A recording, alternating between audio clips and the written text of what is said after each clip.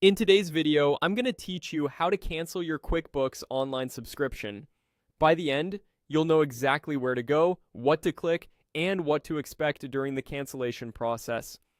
Start by opening QuickBooks Online in your web browser and signing in. Make sure you're in the correct company file if you manage more than one. That matters because subscriptions are tied to each company, and the billing details you'll see apply to the company that's currently open. Once you're in, look to the top right corner of the screen for the settings icon. It's the small gear-shaped button. Click that to open the menu. From there, choose Subscriptions and Billing. This is the central place where QuickBooks shows your current plan, billing cycle, and any options related to managing or canceling your subscription. If the page indicates that there's no active plan for this company, there isn't anything to cancel.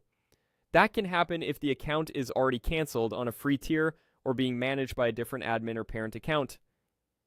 If you expected to see a plan, double check that you're in the correct company or verify your user permissions with the account owner. If you do have an active plan, you'll see your subscription details on this page, including your plan name and renewal date. Look for the Cancel Plan option, click Cancel Plan to begin the process.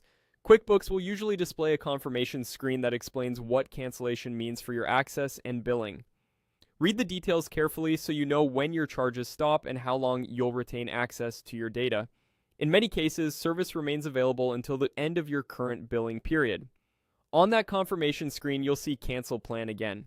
Click Cancel Plan once more to confirm and finalize.